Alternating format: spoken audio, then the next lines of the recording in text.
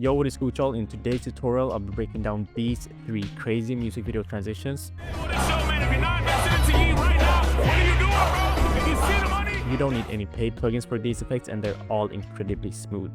Now, it has been some time since the last tutorial. I've just been cooking up some crazy stuff. I'll show it on the screen right now. I've been working on this VFX plugin that automatically adds effects to your timeline using AI, and it basically adds the effects you want based on your prompt. So it has just been 12-hour days of just straight coding this AI plugin, but it's almost ready for release and I'm extremely excited about that. The plugin is already out. It's the VFX kit. I'll have it linked below, but it does not have the AI tool just yet. But if you want to grab it, feel free to do it. You'll get the AI tool as soon as it drops for completely free, but I'm not here to promote that too much. I just wanted to let you guys know. So let's hop right into this tutorial. Yo, I'm in After Effects right now and I have 3 comps right here. Let's go into the first one and I'll start breaking down the first effect. So we have these 2 clips and we'll create a transition in between them. So we can start off by creating an adjustment layer, Ctrl-Alt-Y, or just right click, go to New and create an adjustment layer. So I got the adjustment layer right here, and the first effect we'll start to add on is the warp effect. And like I said, this will be completely plugin free, so I won't use Sapphire or anything like that. But of course, you can recreate this using Sapphire. I'll give you guys a few effects that you can replace if you do have Sapphire. But let's start by setting the warp style to fisheye. And I'll put the bend at 0 here at the start, and I'll actually move the keyframe for the warp a little bit closer to the cut, like just a few frames between them. Let's do like 10, maybe something like this. I'm not sure if it's 10, but something like that. And then here at the peak of the transition, let's turn the bend down to -100. And then what I'll do next is I'll go like 1 second in right here, and I'll turn the bend down to 0. Now what we have looks like this, and it's not the smoothest, and we want some kind of bounce. So it looks like the warp is bouncing at the camera. What we want to do is go like 3 or 4 frames in to where it says -85, and we want to change that to +85. Actually, let's go in 1 more frame and let's go to 81, and let's just change that to +80. And then we'll go 5 frames in once again, 1 2 3 4 5. Let's change it to -61. And then we'll go 5 frames in once again, 1 2 3 4 5. And right here it says -42. Let's change it to +42. And then we'll do it one last time. Right here it says +19. Let's change it to -20. So you just change it from positive to negative. Just keep the values basically the same. Just change it from positive to negative, and you'll create this kind of bounce effect, as you can see. The bounce effect here looks good, but we need to mess with the graph a little bit to make it a little bit smoother. Let's just ease them for now and keep them like this, and then we'll tweak them in a second. Or let's just tweak the first one. That's the main one. I'll change it to the value graph, and for the main one I'll create something like this, where it goes slow in the beginning, as you can see, slow right there, slow, and then for the last 2-3 frames it goes fast. So it will go like that, maybe even faster towards the end, something like this, maybe a little bit slower like that. And then you can tell that it's a little bit too bouncy, if you want to say that. So let's select all of these and maybe make it a little bit shorter by dragging them in like that, and then you'll get a much shorter bounce. It won't be as dragged out, you know. But next I'll go for a Gaussian blur, and let's set it to something low, like 5 at the peak, or maybe 7. And here at the start, 0, and towards the end we'll also turn it down to 0. This is just because we want to recreate the Sapphire distort chroma effect, which looks like this. And let me just show it real quick. And when you turn up the blur lens, you get this kind of blurring here, of course, because it's called blur lens. So that's why we add the Gaussian blur, to recreate that blur lens.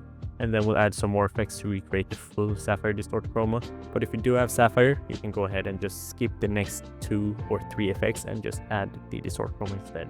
So the next one will be this VR chromatic aberration, and as you can tell, this is what we use to recreate the chroma in the distort chroma. So we'll get this trippy look. Let's just keyframe the aberration red and aberration blue at the peak. And then here at the start, let's turn both of these values down to 0. And at the end, we'll keep them as 0 as well. So it looks like this. Now we need to spice it up a little bit more, which we'll do in just a second, but it still looks decent right now. Now let's add on the optics compensation. If you've added distort chroma, you can also add this one if you want to. But let's check the reverse lens distortion, and let's go all the way up to something like 130. and keyframe it right here at the peak. Then at the start, I'll drag the value down to 0, at the end at 0 as well. Now we don't have too many effects to add. And the next one will be a transform effect, just to create the zoom in here. So we'll keyframe the scale at 100, go to the peak, add it, turn it up to 150, and at the end, go back to 100. So we'll create this zoom look, and we'll also mess with the graph like I said, so it will look a lot smoother in a second. And then basically the final effect will be the radial blur, and we'll change it to zoom instead of spin. And at the start, we'll have it at 0. At the peak, we'll turn it up. Let's do 25. Fuck it, let's just go all the way out. I'll go for 70 because we'll be zooming this in, so it won't be visible. Like these edges right here that gets a little bit blurry and ugly, that won't be visible because we'll turn it down at the end. And then the actual final effect will be an exposure, just to add a little bit of a flash effect in here. At the peak, I'll turn it up to 4. That's a bit too strong. Let's go for 3. And we'll keyframe it, go 3 frames back, turn it down to 0, go 3 frames forward, turn it down to 0. And if you want a little bit more in here, then you can add a tiny flash before that one at like 1.5, go 2 frames back, turn it down to 0. So we'll have this. We can also add a tiny flash at the end right there, 1.4, go in 2 frames, turn it down to 0 as well. So now we got this. And we haven't even messed with the graph editor yet, which is exactly what we're about to do now. So we already did for the warp, but let's select all of the other effects. We can actually just skip the exposure, that one doesn't need. Let's easy ease all of these keyframes by pressing F9, or you can right click, go to keyframe assistance and easy ease them. And let's go for the first effect, which is the Gaussian blur. You don't have to be too picky with the Gaussian blur, it doesn't matter too much for this effect, so I'll just go for something like that. As well as the chromatic aberration, that one isn't too specific on the graph, it's more so the motion based effect like the zoom or the optics compensation, because those are more visible when it comes to the graph. So it doesn't really matter too much for these effects, so I'll just create something basic where I drag the top one down. Let's keep the bottom ones where they are. That will just make sure that it goes a little bit slow in the beginning, and then the peak will be a lot heavier on the effects. But now we're coming towards the more important effects, which is the optics compensation. This effect is a little bit different because you don't really see a huge shift on the effect from like 0 up to like 110. It's only above 110 that you start seeing the zoom. You don't really see too much before. Of course you can see a little bit, but it's not too clear. So we need a slow graph for this one, because if we do just create something really heavy like that, then you won't be able to see the effect until like at the peak of the transition. So we need something a little bit softer for this one. So I'll go for something like this. Maybe that's a little bit too harsh, like that. So here you can see the value as well. It's 40 right here. And then here it's 90, and then 130. We can make it a little bit softer by dragging this one up. Then I'll go out, select the end, and the end can be a little bit harsher since it's a longer gap between the peak and the end. So we'll go for something like that. And that's for the optics compensation. We'll also do a lot more. Let's go for the transform. This one we can do a little bit heavier where we want the zoom to be heavy at the peak, so something like this. And now if we do move this one, it will mess up the graph. So I'll just go out, select the end, and let's just move this down, this one in, and now we'll have something like that. Let's make it a little bit softer, and I'm happy with that. Now we just need to fix the radial blur. We need to match it with the zoom, so we'll do something similar that we did for the zoom, so something like that. And then for the end, we drag this one down, that one in, and play it through. It's not too visible now, the radial blur, but we don't want it too visible as well. Let me make it a little bit softer here at the start, but that's about it. That's smooth. I'm happy with that one. So we have a pretty sick effect right here. If you do feel like you want to tweak the bounce right here for the warp, then feel free to do. Also make sure you check the motion blur window right there, but you can mess with this graph as well. Just do something like this. It's not really necessary, but it's up to you. I usually don't do it, I just leave it as it is, but you can create a wider graph that's something like this for all of the effects. That looks a bit better, so I'm happy with that. We can stick with this. And that's the first transition, which is also obviously inside the VFX kit.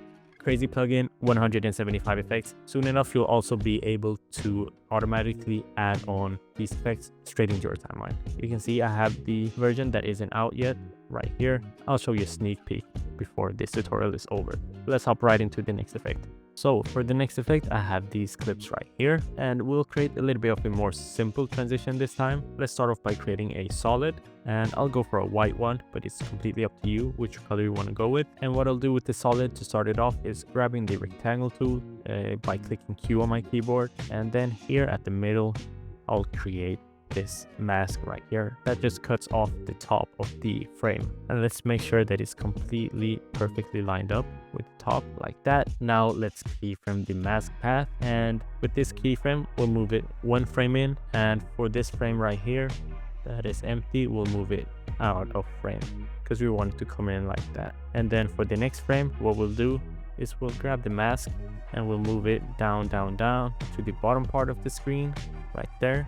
If you want to make sure that it's perfectly lined up, you can use the proportional grid and you'll get these green lines that will show you exactly where you're supposed to put it. That's just if you're a perfectionist. Doesn't really matter way too much. For the next frame, we'll copy this mask path that puts it at the top and paste it here. So we'll go like each frame it will switch, and we'll do the same for like 6 frames, maybe one last one here, and then it's gone right there. So basically the transition for right now, we're not done of course, it looks like this. Now we need to tweak it a little bit, and it does look a little bit off here in the middle because I didn't line it up correctly. So what I'll do is I'll just select this one and move it a little bit up right there. Now it's correctly lined up. This one wasn't correctly lined up as well, just like that. And then I'll copy this, paste it there, and then here as well. I'll do it for the other ones as well, make sure they're correctly lined up. So yeah, make sure you do it correctly the first time, so you'll skip that. But now it looks a little bit better. Now if you want to add some kind of variation into this, a fill effect is a perfect one because this just changes the color. So change it to black if you want the black color, and keyframe it, go for a white, and then change it back to white right there. So we'll just have one frame that is black right there, and then we can redo it right here. Just make sure that you have the keyframes before and after, just like that. That's cool. And we can move it right there. So it'll be like switching between those two. And now we need to spice it up a little bit more. So what we'll do is we'll create an adjustment layer underneath, and let's line it up correctly. You can click U on your keyboard so you can see the keyframes. That way it's easier for you to line it up. And I'll go for a warp effect right here. Same one that we used last time. Let's change it to fisheye. And for the first frame, we don't want anything. Keep it at 0. Next frame, here's where we start messing with it. We'll drag it down to like, let's do -32. Next frame we'll go a little bit higher, let's do -80, and then we'll switch it up here. We can do +88, and then just do some random values, doesn't have to be anything specific. And then we'll make it fade out by turning it down to 0. Maybe here we can do something positive again. So we'll have this now. It's just a little bit hard on the eye right now, so we need to make it a little bit smoother in a second, but it's still a crazy effect, can't lie. We need to make it pop a little bit more, and to do that I like to add on a directional blur on this layer, and this blur will of course be in one direction, not the band but just towards one direction. And we'll turn up the blur length. Let's go for something like 65, and you can choose what direction you want. I'll go for a horizontal one, so I'll change it to 90, and let's keyframe the blur length here. And just like the warp effect, we'll be messing with it, so we'll start at 0. Then here we can maybe turn it up to something a lot higher. Then here we can turn it down to something lower, and then here a bit higher again, and then it will fade out to nothing here. So just like this. This just spices up the effect a little bit more. Looks a lot better now, and we can mix it with some more effects. Next I'll go for a glow. Doesn't matter what kind of glow you go for, I'll go for the deep glow. I prefer that one. And I'll turn up the threshold, turn up the exposure as well, turn up the radius as well. I'll keyframe the exposure at 2 right here, or 2.5. And at the start frame, 0. Next frame, turn it up a little bit. Here we can turn it down, and then turn it up right here a lot, and then it will fade out to 0 at the end. This is the effect, or the transition. It looks pretty good, and we can make sure to check the motion tile for the adjustment layer. I don't think it looks good when you do it on the solid, and you get this kind of blurry look. I don't like it on this effect. As you can see, it just ruins it. So I recommend that you don't do it on the solid, but this is what we got now. And now the effect looks like this. Pretty cool effect. I'm a huge fan of this one. And of course, it's also inside the VFX kit because we have a bunch of effects in there, 175 in total. It's just stacked all the way through. Let's get right into the last one. So I'm right here in my last composition and I have 2 clips right here. They're not lined up correctly, which is the point because this transition will be a pretty unique one. We'll start off by adding on a time warp, because we'll create this kind of fade between the 2 clips, but we don't really want a normal fade because the opacity fades look way too flat and way too boring. So let's turn the speed to 100 and keyframe it, and let's keep it at 100 right here until the switch between the clips right there. At the switch, we'll turn it down to, let's do a really low number. We can do something like 10. Just make sure that it looks smooth, and as you can see with the movement, it doesn't really look smooth. We'll go for 25 instead. That doesn't look too smooth either because it's a lot of movement in this clip. So I'll just go for a higher number like 40, and that will do, because, or maybe 30, because we'll have a bunch of effects flashing on top of this, so it won't be too visible in the end. Next up, I'll go for a minimax effect, and you can set the direction to either horizontal or vertical. It's up to you. I'll go for vertical because I prefer it on these type of effects. And 1 frame before the transition actually starts, and we'll create a keyframe right here where we have the time warp keyframe, and then we'll go backwards and we'll turn it up to, let's do something like 40 right here for just 1 frame, and then we'll turn it down to 0. So we're kind of working backwards right now. Next, I'll go for an exposure effect to add on a flash right before the cut right there, and here we'll go for 0, keyframe it, and here we can go for 3. That's a little bit too much. Let's go for 2.6 because it's supposed to be strong. Then we'll turn it down, and then here we can add a tinier flash or more subtle flash at 1.5, and then it will go down as well. We can maybe leave some space in here. That's good. Next, we can add on a curve effect, and this one will keyframe right there, and here when the effects hit, we'll go for something like this, a pretty strong S curve, especially on the negative part, so we can get some darkness in there, as you can see. And then here we'll just reset it again. The next effect we'll add on is the invert effect, and let's turn up the blend with original to 100. And this time we'll use this effect for the next frame. We'll use it right here. So keyframe the blend with original, and on the frame where nothing happens right there, we'll turn the blend with original down to 0. And for the next frame here, we'll turn it up to 100 again. So we'll have these flashes right there, and the next frame will be inverted, and the next frame here will start to fade through the scenes. Next we're going to add on a tint effect to get a black and white look in here, and the black and white look will come in the frame after the invert. So right here we'll keyframe the amount of tint, and at the invert effect we can turn it down to 0. So the next frame will be black and white right there. And then we're gonna add a curve effect on once again, and this curve effect will hit the same time as the tint. So when the tint comes in, we'll make it a little bit darker, bring up the highlights a little bit, play with this, pause, and we'll get something like this. Really good looking. Now there's just 2 final effects left. Let's add on a transform effect, and we won't do any movement for this. This is just to keyframe the opacity, because if you want to save this as a preset later, you can't save the opacity, or you probably can, but I just prefer using transform effects. It's just a lot simpler. But for the opacity, you can end it whenever you want to.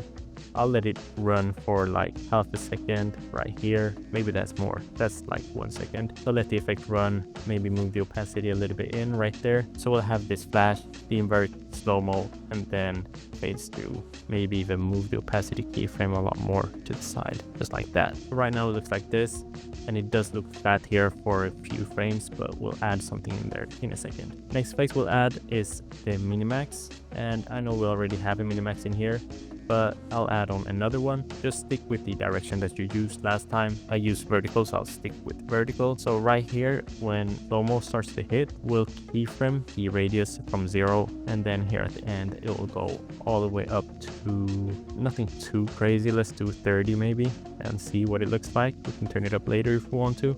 Yeah, just like that. So it fades, and it kind of disappears with the direction. just like that. The final effect that we'll add on is a sapphire hotspot effect. Now, I said I wouldn't use any third-party plugins, but this one is just so amazing. I can't leave it out. If you don't have sapphire, go for the levels effect. And here at the peak, you keyframe the histogram. Towards the end, you turn the blacks in and the whites in as well, or shadows and brightness. So you'll get this kind of fade right there in the background as well. These effects are pretty similar. The levels effect and the hotspots is very similar, but I'm just a huge fan of the hotspot effect, dude. So smooth. I just love it. So right here at the peak, I'll keyframe the threshold and blur input, and at the end, we'll actually right here, I'll keyframe it to, let's do 0.58, and then the blur, we can turn it up as well to like 23. Just so I can see what I'm doing, and then I'll move it out to the end. So now this is what we got. It's a crazy effect and it looks incredibly smooth. Like the fact that you can create this without any paid plugins, because you basically can, is just so mind-blowing to me. And yeah, it's just a crazy effect. Now that was the final one, but I did say that I'd show the VFX Kit Auto AI tool. So that's exactly what I'm about to do right now. So I'll grab this yeat music video that I found on YouTube, just place it in my timeline. I don't want you guys waiting way too long, so I'll just cut it at 2:30, maybe cut out the intro as well, because it has a long intro. And right here, let's go to scene edit detection, click on that one and split layer at scene edit. What this does is After Effects just basically cuts up the music video for me, so I have every single clip in different layers. Now this scene edit detection isn't too precise, because sometimes when they add like a flash, it adds like a layer that is just 1 frame long, which is a little bit annoying. We can go through it and just check. So let's see, this one right here is way too short to be, you can see it's just 3 frames and it's just a simple cut. So let's just drag it out, because you don't really need to do this. You can use my plugin either way, but I just don't like when it's like that. So like these two are way too short. Let's just drag it out right there, and let's open up the VFX kit. Now I'll just undock it as well so we can see.